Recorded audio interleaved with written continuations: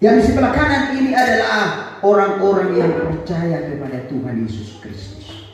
Dan orang-orang yang di sebelah kiri ini adalah orang-orang yang tidak percaya kepada Tuhan Yesus Kristus. Sekarang kita di mana kumpulannya nanti?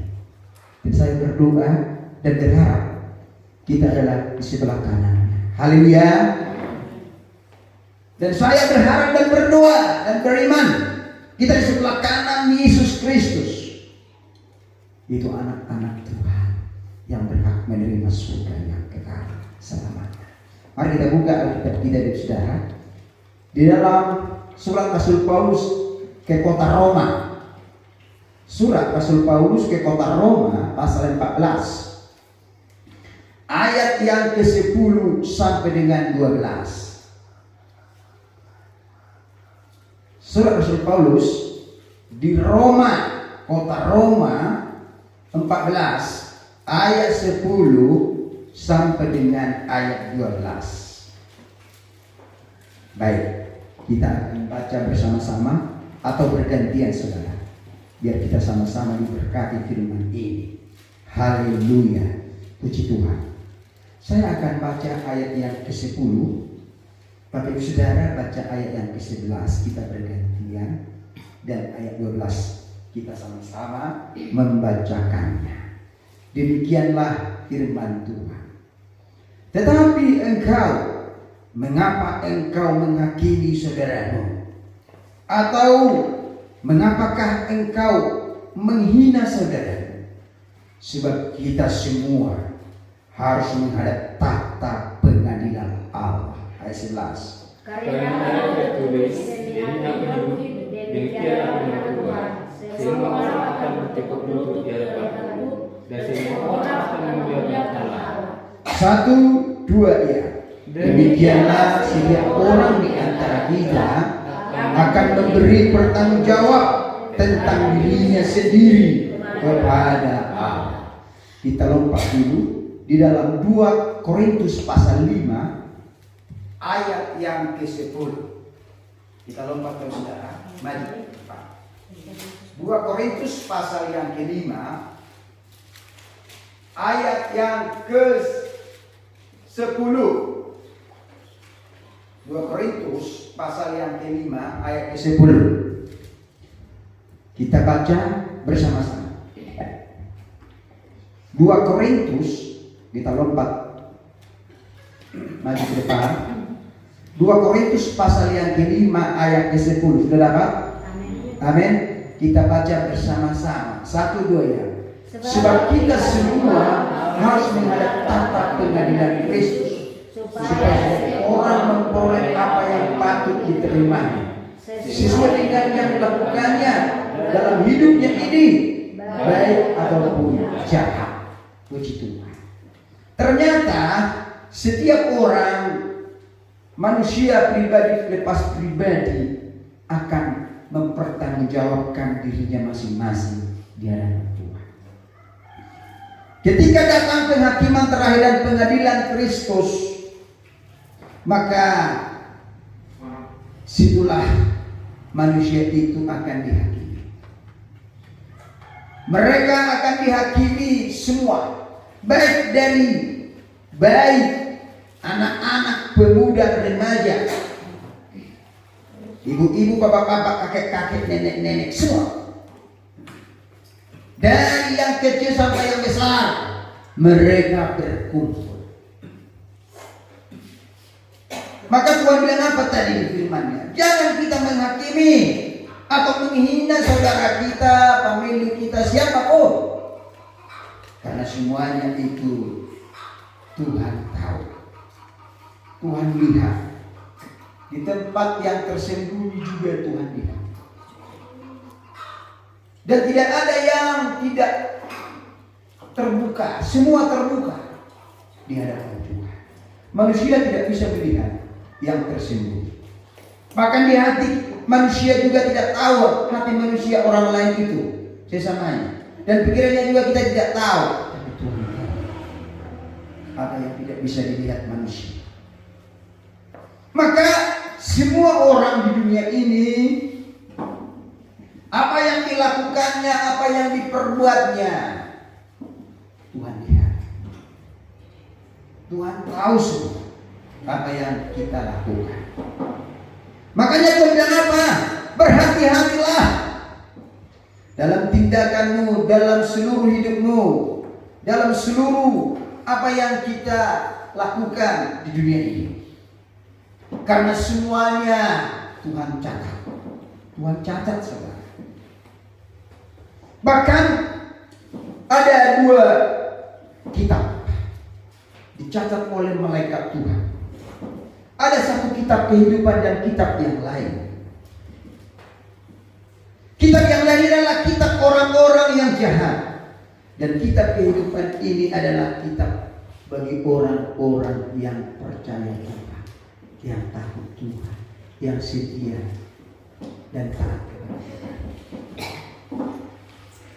Jadi semua hidup manusia sejak lahir dicatat.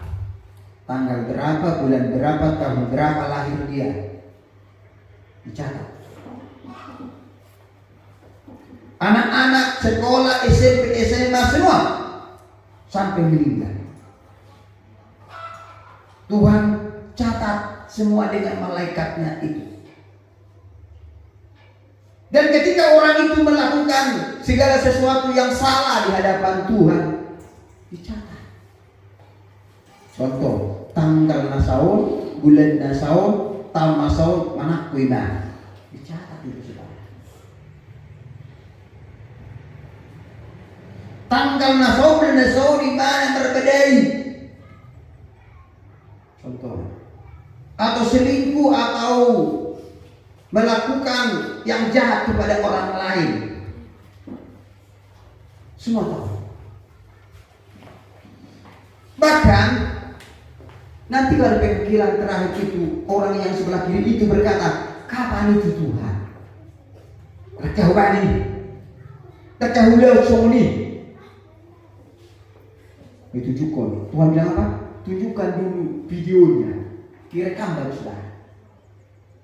Semua yang kita lakukan di dunia ini direkam oleh Tuhan. Maka di sebelah kanan, di sebelah kiri itu bilang apa? Kapan itu Tuhan? Tidak pernah melakukan itu. Jadi nggak percaya dia. Nggak pernah melakukan dosa itu, dosa ini, dosa ini, dosa ini, mengintip. Contohnya, ya kan? Melakukan kejahatan, berbohong, melakukan menghina orang, menipu orang. Enggak pernah itu Tuhan. Berkata-kata kotor kamu, menghakimi orang, tanggal situ. Enggak pernah Tuhan itu, enggak pernah. Tuhan bilang, coba tunjukkan seluruh kehidupannya selama di dunia. Maka dilihatlah videonya. Wow. Maka dia akan berkata, Tuhan salah aku. Aku salah. Aku salah. Aku sudah berdosa. Menyesal. Aduh, aku salah. Mereka yang di sebelah kiri itu menyesal dan menepuk dada mereka. Aku salah, aku berdosa. Kenapa aku lakukan itu selama di dunia? Maka mereka menyesal sudah terlambat. Itu namanya penyesalan terlambat, pertobatan terlambat. Dia ingin bertobat, tidak bisa lagi, dan minta ampun juga tidak bisa, dan berkata aku salah, hanya ngomong gitu saja, pengampunan tidak ada lagi.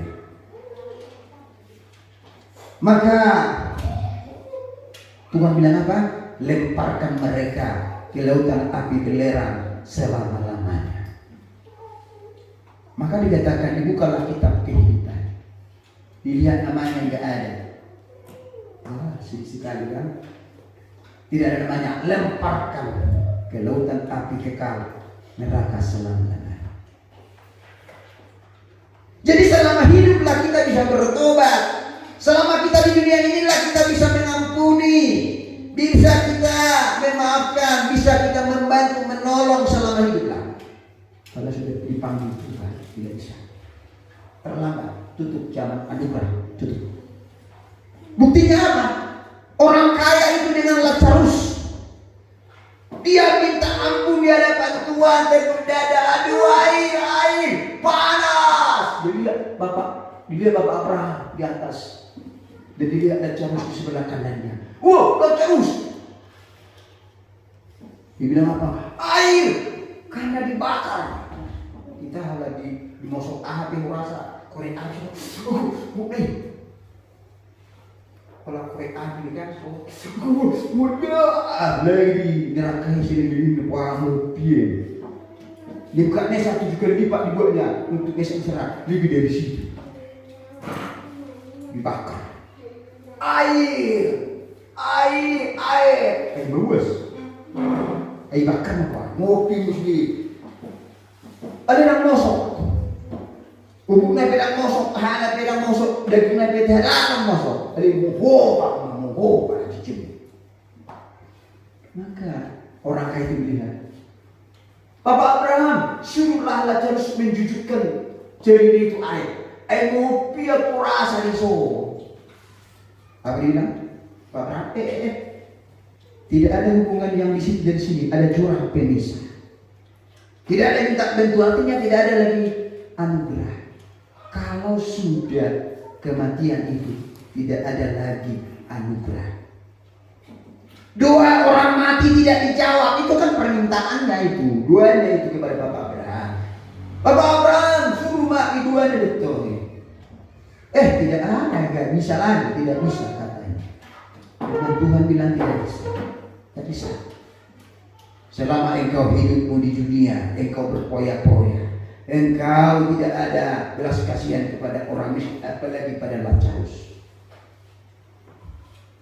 Orang kaya itu sombong dan angkuh dan pelit-pelit, tidak memberkati orang. Selama hidupmu kamu tidak perhatikan hidupmu. Kalau begitu Bapak Abraham, ada 5 saudaraku di bumi masih hidup. Suruhlah, ini duanya lagi yang kedua, permintaannya duanya. Suruhlah orang yang mati itu bangkit, supaya mereka memberitahukan kepada 5 saudaraku itu, supaya mereka jangan sama seperti aku nanti masuk di sini di neraka ini. Karena mereka juga hidupnya seperti aku, tidak takut Tuhan, tidak percaya Tuhan. Biar mereka berkhotbah, menyampaikan supaya mereka bertobat. Itu permintaan orang kaya. Maka dibilang apa? Tidak ada doamu itu. 2 orang mati tidak ada. Apa dia bilang? Sekalipun ada orang yang bangkit dari antara orang mati, menyampaikan, mereka tidak akan percaya. Karena mereka tidak percaya kepada firman Allah, kepada Alkitab, firman Tuhan Allah itu.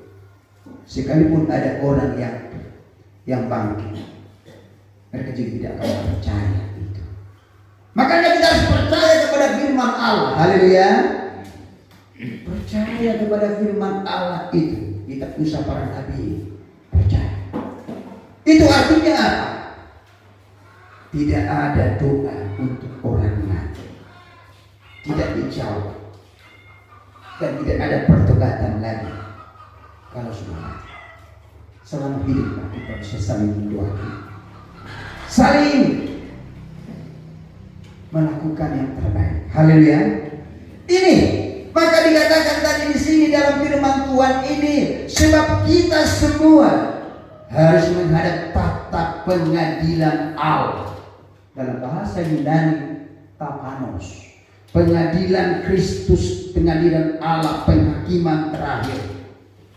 Yang saya katakan dari awal, maka sangkakala Allah berbunyi, maka Yesus di awan-awan akan menghakimi semua orang.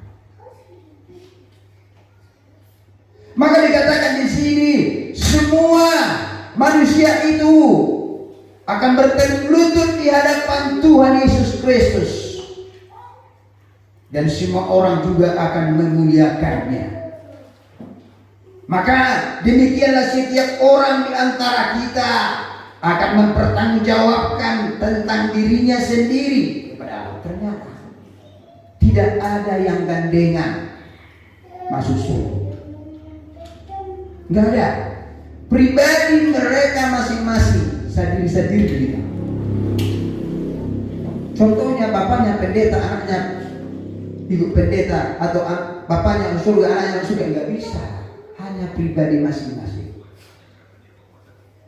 Makanya banyak pendeta masuk neraka. Karena Tuhan sudah berfirman itu dalam Matius 7 ayat 1. Aku sudah berbuat demi namamu, aku sudah berdoa demi namamu, yang sakit sembuh, yang kerasukan setan sembuh, iblis lari pontang-panting dari kerasukan setan. Itu kan pendeta itu yang gerak itu. Tapi Tuhan bilang apa? Enak engkau pembuat kejahatan, aku tidak kenal engkau. Ngeri bagi saudara. Pendeta bukan jaminan masuk surga. Bayangkan itu. Hamba Tuhan tidak jaminan masuk surga kalau tidak melakukan kehendak Tuhan. Karena apa? Karena pendeta itu tidak melakukan kehendak Tuhan. Kolakkan macam minta malu, macam ditanggung malu. Eleni beliau udah mulai. Allah bikin itu, mati dia pola salah bisa. Tuhan bilang apa di dalam firman? Ketika hamba Tuhan itu berjanita, berkhotbah 4 kali lipat sama dia itu saudara. Khotbah itu bukan untuk jemaat, dia juga lebih besar tanggung jawabnya. Maka kita harus berdoa kepada hamba-hamba Tuhan, para pendeta, karena masuk neraka, banyak mereka masuk neraka, supaya mereka tidak masuk neraka. Haleluya. Bukan berarti pendeta nggak masuk surga. Banyak juga yang masuk surga, tapi banyak juga yang masuk neraka. Karena dia pikir hamba Tuhan itu menjadi topeng bagi dia, menjadi topeng menutupi dosanya. Nggak bisa. Ahli Taurat kan begitu. Ahli Taurat itu pendeta, saudara. Ahli Taurat itu pendeta dalam perjanjian lama itu, yang mengajar di bait Allah itu pendeta. Orang-orang Lewi, ahli Taurat, orang Farisi itu pendeta itu. Tapi Tuhan bilang apa? Engkau tidak masuk dalam kerajaan Allah. Karena apa? Dibuat pendeta itu jadi topeng, tidak bisa menutupi dosa, tidak bisa. Maka dikatakan tidak ada gandengan itu untuk masuk surga. Tidak ada itu. Jadi pribadi kita masing-masing, pribadi kita masing-masing kita. Maka apa yang harus kita lakukan Bapak Ibu selama kita di dunia ini? Selama masih kita di dunia ini, apa yang kita lakukan Bapak Ibu Saudara yang dikasihi Tuhan? Jagalah hidup kita, jagalah perbuatan kita, jagalah hati kita dalam mengiring Tuhan. Haleluya.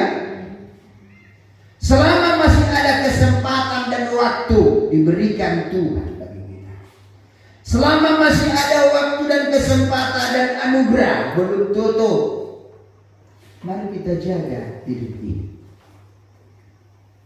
Jagalah hidup kita masing-masing. Jangan sampai kita hidup di dalam dosa. Jangan sampai kita hidup di dalam keinginan dunia ini, dalam keinginan daging kita ini. Karena semuanya terlihat, tidak ada yang tersembunyi. Mari kita jaga perilaku kita, sifat kita, karakter kita, perbuatan kita jaga selama masih ada waktu dan kesempatan. Haleluya. Mari kita hidup dalam pertobatan setiap hari. Pertobatan itu bukan hanya sekali bagi saudara, terus menerus. Bukannya sekali dua kali, tetapi terus menerus. Kita belajar bertobat. Pendeta juga bertobat, bukan hanya jemaat. Semua kita. Jadi pertobatan itu harus ada dalam hidup kita setiap hari, setiap saat, setiap detik. Selama masih ada kesehatan, selama kita masih hidup. Ada orang sudah sakit, sudah menderita, itu mau bertobat. Coba lihat, malah menyalahkan Tuhan. Tuhan, manusia, coba. Dia Tuhan manusia, ini kurang ajar ini. Ini orang yang tidak terpanggil dan tidak terpilih, tidak masuk surga. Bahaya sekali. Tapi ada orang juga sudah ditegur Tuhan, sakit penyakit, masalah persoalan, tetapi dia bertobat. Minta ampun, Tuhan, aku salah. Aku sudah melenceng dari Engkau, dari firman-Mu. Aku terima kasih Tuhan, Engkau tegur aku supaya aku jangan jauh daripada-Mu. Terima kasih Tuhan Yesus. Terima kasih Bapa Surgawi. Aku salah. Itu buktinya aku anak-Mu. Aku berdoa. Haleluya. Seperti Raja Daud begitu. Aku salah Tuhan. Lebih aku jatuh di tangan. Makanya Raja Daud itu orang yang paling berkenan di mata Tuhan, di hati Tuhan. Maka dari dialah turun keturunan, yaitu Juru Selamat Yesus Kristus. Hizkia juga begitu, Raja Hizkia. Ketika ditegur oleh Nabi Yesaya, apa dia bilang? Dia langsung buka baju kerajaannya, dia buka jubahnya. Jubah kerajaannya seorang raja. Dia pakai baju beribu-ribu. Dia bilang, Tuhan, aku salah. Aku sudah menjauh daripada-Mu. Ampunilah aku. Ingatlah selama ini aku memuliakan nama-Mu. Aku mengajak bangsa Israel percaya kepada-Mu. Memang aku salah. Jatuh dalam dosa kesombongan. Maka di tengah jalan Nabi pulang. Bilang sama Raja Hizkia, aku sudah ampuni dia. 15 tahun lagi umurnya aku perpanjang dia. Haleluya. Orang yang meresponi pertobatan itu meresponi, pasti Tuhan pulihkan. Haleluya. Tuhan pulihkan. Jasmani orang dosanya diampuni, dia dipulihkan dan diselamatkan oleh Tuhan. Raja Daud 3 kali berdosa. Coba lihat. Tapi dia yang orang yang paling berkenan dengan Tuhan. Dia berzina kepada istri orang. Maka setelah itu dia membunuh suaminya lagi. Coba. Jadi dia buat apa? Pembunuh berencana. Kalau kita di Indonesia, kalau ada kejahatan berencana, itu berlapis hukumannya. Berat. Itulah Raja Daud. Berlapis. Dia bunuh suami dari yang dia istri orang, berzina. Itu dosanya. Apalagi dosanya? Dia sombong. Bayangkan. Dia bilang kepada panglimanya, itu bunuh semua kerajaan ini. Itu bunuh semua. Berapa luas kerajaan ini? Wow, datang panglima perangnya. Aduh, Tuan Raja, bukan salah itu. Dia berdebar-debar hatinya. Gimana Tuan Raja ini menghitung semua, mensensus kerajaan ini semua bangsa Yehuda dan bangsa Israel. Itu kan kesombongan, kebesarannya. Tapi karena perintah raja, dia hitung sensus berapa banyak ini yang aku perintahkan ini, berapa jiwa semua yang masuk rakyat ini. Wow. Maka Tuhan bilang apa? Daud, engkau akan mati. Engkau akan dikejar-kejar selama 3 bulan oleh bangsa-bangsa lain. Bahkan engkau akan, istrimu akan dibunuh orang, anakmu akan dibunuh orang. Kata Tuhan. Karena engkau telah sombong. Apa dia bilang? Tuhan, aku salah. Biarlah aku jatuh di tangan Tuhan. Dia persembahkanlah korban bakaran domba. Kalau di perjanjian lama itu, kalau minta ampun itu ada domba yang disembelih, minta pengampunan. Darahnya disembelih dan disembahkan, ada disembah korban. Itu Raja Daud. Bahkan dia mengaku di dalam Mazmur 51, pengakuan dosanya itu dia mengaku dengan jujur. Itulah Raja Daud. Dia mengaku dengan jujur, bahkan dia bilang apa? Sembelih 100 ekor domba. Bayangkan domba di Israel mahal sekali. Dia persembahkan kepada Tuhan. Tuhan lihat hatinya. Haleluya. Mari kita hidup dalam pertobatan selama masih ada kesempatan dan waktu, karena kita tidak kebal akan dosa. Mungkin kita biasa jadi dalam dosa, mungkin lusa, mungkin tahun depan bisa kita jatuh dalam dosa dalam perkataan kita dan sifat karakter kita. Tapi yang saya ingatkan buat kita, Tuhan ingatkan, mari cepat-cepat bertobat dan kembali kepada Tuhan. Haleluya. Bukan berarti kita kebal dan kuat dan bisa jadi dosa. Bisa pendeta yang nurani Tuhan juga bisa jadi dalam dosa. Benihim yang nurani Tuhan, kenalkan Benihim masih hidup. Ketika berdoa kepada yang sakit sembuh, yang harusnya sembuh diurapi, tetapi dia jatuh dalam dosa perzinahan. Tapi sekarang bertobat dia. Perzinahan.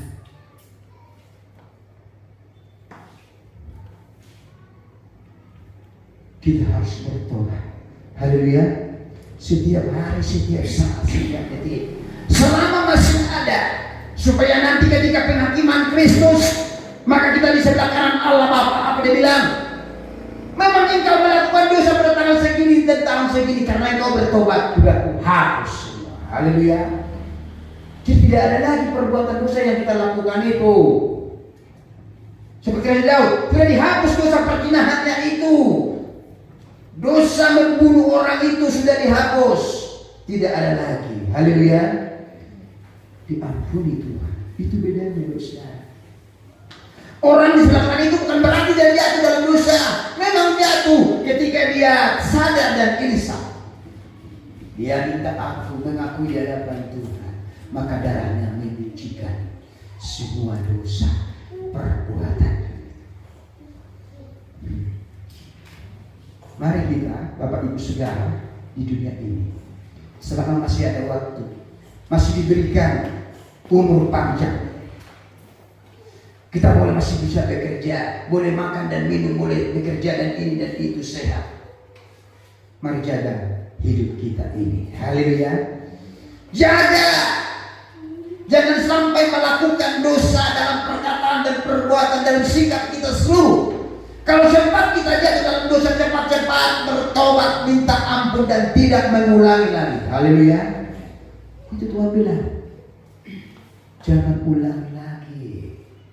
Kalau kita ulangi itu mempermainkan Tuhan. Jangan sembarang. Itu Raja Daud. Beda dengan Saul. Dia berdosa, mengambil ahli jabatan imam Nabi Samuel, mempersembahkan korban. Gak boleh saudara. Harus imam pada perjanjian lama. Gak boleh raja, seorang raja juga gak boleh. Maka Tuhan suruh bagi dia apa? Raja Saul itu pergi ke kota Ai, tumpaskan mereka semua. Gak boleh membawa segala sesuatu, apapun itu. Ternyata ketika Tuhan bilang gimana, dia biarin domba, begitu lumpuh, apa persembahan, tang tumpas, dia bawa, datang Samuel, ya hari Raja Saul, aku dengar suara domba. Ibu bagai-bagai ibu asal persembahan Tuhan korban. Kenapa engkau tidak tumpaskan? Ketaatan lebih penting kepada Tuhan daripada persembahan. Tidak ada gunanya kita bikin persembahan kepada Tuhan kalau engkau tidak taat. Taat dulu kepada Tuhan. Haleluya. Tidak ada gunanya persembahan kita kalau kita tidak taat kepada Tuhan. Percuma. Karena engkau tidak taat, maka engkau tidak akan raja lagi. Undur daripada roh Tuhan akan diganti. Raja Saul itu ending hidupnya apa saudara? Makanya bukan awal yang menentukan akhir hidup kita. Bukan awal yang menentukan akhir hidup kita. Ketika kita dipanggil Tuhan di hari terakhir, di situ ditentukan. Apakah dia berseru kepada Tuhan? Apakah dia menyembah kepada Tuhan? Atau dia menjauh dari Tuhan? Itu yang kita lihat. Bukan awal, tapi akhir hidup kita masing-masing. Raja Saul akhir hidupnya apa? Dia pergi ke Duku, dia mau berperang kepada bangsa Filistin. Dia pergi minta pertolongan kepada Duku. Para itu kesalahan. Mari kita awali dengan roh dan kita akhiri juga dengan roh di dalam Kristus. Jangan dengan daging. Raja Daud dimulai dari roh dan diakhiri dengan roh. Itu Raja Daud. Raja Saul dimulai dari roh karena dia dulu dipenuhi Roh Kudus, berbahasa roh. Dihinggapi bahkan 1 minggu dari ikut bersama-sama ketika diurapi oleh Nabi Sulaiman. Beda dengan Raja Daud, dia terus diurapi Tuhan, dipenuhi Roh Kudus. Makanya akhir hidup kita itu penting. Haleluya. Di mana hartamu berada, di situ hatimu berada. Kalau harta kita kepada Tuhan, pasti hati kita di dunia. Tapi kalau harta kita di dunia, harta kita kepada harta dunia, maka hati kita juga di situ. Tapi kalau hati kita di Tuhan, maka ending hidupnya dia di Tuhan. Dia akan berkata, Tuhan, tanpa Engkau aku tidak bisa. Tanpa Tuhan aku tidak bisa berarti. Di luar Tuhan aku tidak mampu melakukan ini dan itu. Jangan Engkau tinggalkan rohmu daripada. Raja Daud bilang apa? Tuhan Allah, jangan tinggalkan rohmu daripada aku, karena rohmu lah kekuatanku. Haleluya. Karena roh Tuhan lah dia bisa kuat dan bertahan sampai di akhir hidupnya, di hari tua. Sudah ubelo, rapono. Raja Daud, apa dia bilang? Anakku Salomo, ikobena mulu songa uban itu Tuhan, setia sampai mati, taat sampai mati. Haleluya. Itu yang penting supaya kokoh kerajaanmu ini seperti yang kulakukan. Engkau jangan pernah meninggalkan Tuhan. Jangan pernah membawa bangsa Israel ini melenceng dari Tuhan seperti yang kulakukan. Harus membawa bangsa Israel ini takut Tuhan dan percaya Tuhan. Supaya kokoh kerajaanmu anakku Salomo. Itu pesan terakhirnya. Maka dia dipanggil Tuhan. Luar biasa ya. Saya kagum lihat Raja Daud. Benar, dia orang yang dikenal. Luar biasa Raja Daud. Daud itu mengampuni luar biasa, saudara. Mengampuni siapa? Raja Saul. 3 kali dia mau dibunuh. Coba, karena Raja Saul tidak terima dia dikudeta dari raja. Yang pertama, dia mengejar Raja Saul. Dia kejar dengan tentara-tentaranya, karena pada waktu itu belum semua berpihak. Ada waktunya. Jadi belum semua berpihak kepada Raja Daud. Jadi orang-orang yang pelarianlah yang bersama dengan Raja Daud, orang-orang yang hidup dalam pemberontakan yang tidak sesuai dengan ajaran firman itu sama Daud. Maka apa yang terjadi saudara? Di guru mereka udah capek. Raja Daud udah dekat di balik gunung itu. Mereka di gua. Datang Raja Saul. Berhenti semua capek ini. Para istri terapek buat tenda. Ternyata Daud lihat itu Raja Saul. Dia diam-diam datang ke kemah. Dia ambil jubahnya, dia semat, dia potong semat kain apanya tempat tidurnya, maka dia saling ditarik pelan-pelan. Raja Daud, Raja Saul, bukankah Tuhan Allah sudah memberikan waktu untuk membunuh engkau ini? Lihat dulu, salendang ini, ada misi. Nyon, mau dia. Tapi aku tidak mau membunuh orang yang diurapi Tuhan. Memang sudah Tuhan kasih untuk membunuh engkau, Raja, Tuanku Raja. Tapi aku tidak berani membunuh engkau, karena engkau sedang yang diurapi Tuhan. Orang yang membunuh dia, tapi Tuhan beri kesempatan untuk membunuh dia, tapi dia tidak mau membunuh Raja Saul. Dia memang, haleluya, diberi waktu. Luar biasa. 2 kali terjadi saudara. 3 kali. Bahkan di bawah dia, karena kan dia kerasuan setan, kerasuan roh jahat, Raja Saul. Panggil Raja Daud supaya dia main kecapi di depan. Apa yang saudara? Dia ambil tombak, tapi dia elak. Tapi dia tidak mau. Haleluya. Yang ketiga apa saudara? Mereka juga berkemah mengejar Raja Saul. Masa Daud bilang, engkau anakku, mari ke sinilah. Karena kan Raja Daud itu kan besannya, menantunya itu. Menantu Raja Saul. Karena anaknya menikah. Diambil oleh Raja Daud. Si Mikal. Jadi menantunya saudaranya itu. Apa yang terjadi saudara? Mereka juga mengejar lagi. Mari anakku enggak. Pergi lagi Raja Daud. Malam-malam. Mereka udah capek. Mereka berkemah lagi. Raja Daud tahu. Dia turun dari gunung. Dia lihat ngorok. Raja Saul. Ngorok. Udah capek semua kan mengejar dia. Ngorok. Baru panglima perangnya ikut juga dengan Raja Daud. Tuan Raja, ini kesempatan. Bunuhlah saja ini Raja Saul yang mengkudeta engkau. Ayolah. Datang Raja Daud. Jangan kita apa orang yang begitu. Dia bawa kendinya, tempat minumnya, dan tombaknya. Pagi-pagi dia dulu. Raja Daud, Raja Saul, bukankah Tuhan Allah memberi waktu buat saya untuk membunuh engkau?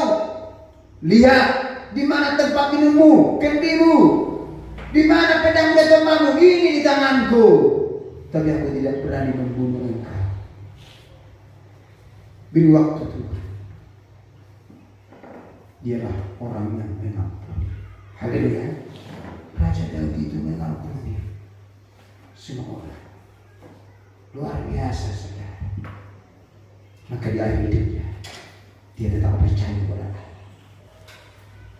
Nanti semua orang akan menghadap kehadiran Kristus. Dari perjanjian lama sampai perjanjian baru, semua akan menghadap. Zaman Adam sampai akhir, semua dihadap semua. Mari perbaiki hidup kita. Haleluya. Selama waktu masih ada, mari kita bertobat setiap hari. Perbaiki kalau ada tempat kelakuan perbuatan kita yang tidak berkenan di hadapan Tuhan, cepat-cepatlah kita bertobat. Cepat-cepatlah kita minta ampun, entah itu baik atau jahat. Lebih baiklah yang baik-baik saja yang kita lakukan. Coba mau kita nanya, mari kita lakukan yang baik, yang benar. Haleluya. Belajar terus kita. Saya juga belajar, kita semua belajar, sama-sama belajar. Memperbaiki iman kita masing-masing, memperbaiki kerohanian kita supaya tidak bercacat celah di hadapan Tuhan. Karena semua akan menghadap masing-masing pribadi yang pasti pribadi di hadapan Tuhan. Jadi masih ada waktu dan kesempatan. Mari kita belajar taat, belajar setia, belajar melakukan firman, belajar. Memang sakit, iblis itu tidak senang kita melakukan firman. Si polisi yang mengohana kita setia di Tuhan, dan mengohana tentang pertanian, dan mengohana tentang baca kitab, dan mengohana tentang beribadah kepada Tuhan. Itu tujuan di sini. Berbeda dengan terus, mana kita terus melakukan cara itu tujuan simbolis. Asal masuk surga kita harus lawan itu. Amin. Lawan saudara. Kita berpikir begini, aku sudah dipanggil Tuhan, dipilih Tuhan, ditetapkan Tuhan masuk surga. Aku akan perjuangkan keselamatan yang Tuhan berikan dengan takut akan Tuhan, melakukan kehendaknya setiap saat di hadapannya. Haleluya. Begitu saudara. Orang yang dipilih Tuhan itu dibilang dalam firman Tuhan, sekalipun 7 kali dia jatuh dalam dosa, dia akan bangkit kembali karena dia dipilih oleh Tuhan. Dia akan bangkit kembali dari perbuatan dosa itu, dia tinggalkan dan bangkit bertobat, maka dia akan diselamatkan. Mari kita selama ada waktu dan kesempatan, karena semua akan kita pertanggungjawabkan masing pribadi lepas pribadi. Yang bagi pertanyaan, bagaimana dengan bayi yang baru lahir dipanggil Tuhan? Dia kan belum bisa ngomong, belum ada bisa berkata-kata, belum bisa melakukan dosa ini dan itu, tapi dipanggil Tuhan. Gimana dia bertanggungjawabkannya? Seorang bayi yang baru lahir, dia tergantung iman daripada orang tuanya. Haleluya. Kalau orang tuanya setia kepada Tuhan, ya tergantung iman dari orang tua. Bagus. Mari kita tetap setia sabar ya. Selama masih ada kesempatan dan waktu, maka pengadilan Kristus Penghakiman Kristus itu bukan menakutkan bagi orang-orang percaya, tetapi itu adalah kebahagiaan, menentukan ke surga yang kekal. Dia bilang apa? Hai hambaku, sabarlah. Hambaku yang baik dan setia, sabarlah dan setialah. Aku sudah sediakan surga yang kekal sebelum dunia dijadikan. Di surga itu, disitulah kita bahagia, senang, sukacita, memuji, memuliakan Tuhan Yesus Kristus. Masih ada waktu saudara, saudara, masih ada kesempatan. Bahkan kita tidak tahu kapan Tuhan memanggil kita. Orang betul maksud butuh di mana, di mana mati, aduh. Karena kita tidak tahu kapan Tuhan memanggil kita. Mari kita jaga perkataan kita, mulut kita, sikap kita, perbuatan kita, seluruh kita jaga selalu menyenangkan dan menyukakan hati Tuhan dimanapun kita berada. Amin, haleluya. Belajar terus menyukakan dan menyenangkan hati Tuhan dimanapun kita berada. Haleluya. Nanti akan saya khotbahkan minggu depan berikutnya lagi apa yang harus kita pertanggungjawabkan nanti ketika Tuhan ada. Jelas tahu itu harus kita pertanggungjawabkan. Itu nanti akan ditanya bagi kita. Kenapa kamu tidak lakukan ini dan itu? Harus tahu nanti itu untuk berikutnya. Saya katakan. Mari kita persiapkan hati kita, hidup dalam pertobatan, hidup dalam kekudusan, menyenangkan Tuhan. Karena mata Tuhan ada di segala tempat. Tidak bisa dibatasi oleh ruang dan waktu. Semua Tuhan lihat. Mari kita berhati-hati dan takut Tuhan. Selama masih ada kesempatan, selama masih kita hidup. Karena selama hiduplah kita bisa bertobat dan menyenangkan Tuhan. Amin. Itulah firman yang saya bagikan. Firman ini menjadi rema dan Roh Kudus menerjemahkan jadi dalam lagi dalam hidup kita. Mari kita persiapkan Bapak Saudara hati kita, pikiran kita untuk menerima perjamuan kudus. Setiap minggu pertama awal bulan kita melakukan sakramen perjamuan kudus, mengingat kematian Kristus yang telah menyelamatkan kita di kayu salib. Haleluya.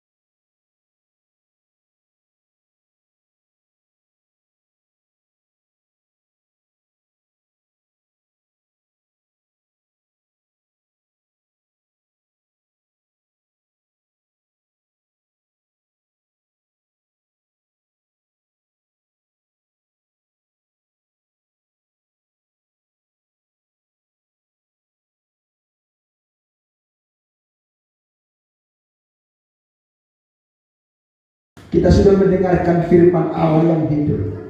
Mari kita menjaga pribadi kita masing-masing di hadapan Tuhan, supaya kita ketika Tuhan datang menjemput kita, maka dalam tahta pengadilan Kristus, penghakiman Kristus, kita tidak bercacat celah di hadapan Tuhan. Semua dosa yang kita lakukan dihapus Tuhan oleh dengan darahnya yang kudus dalam pengorbanannya di kayu salib. Jika kita datang mengaku dengan jujur dan minta ampun, maka kita disucikan. Mari kita belajar mengaku dengan jujur dan bertobat setiap hari, setiap saat, terus menerus. Karena kadang kita tidak luput dari kesalahan. Mari kita minta ampun dan bertobat, maka Tuhan akan memulihkan kita, bahkan menguduskan hati dan pikiran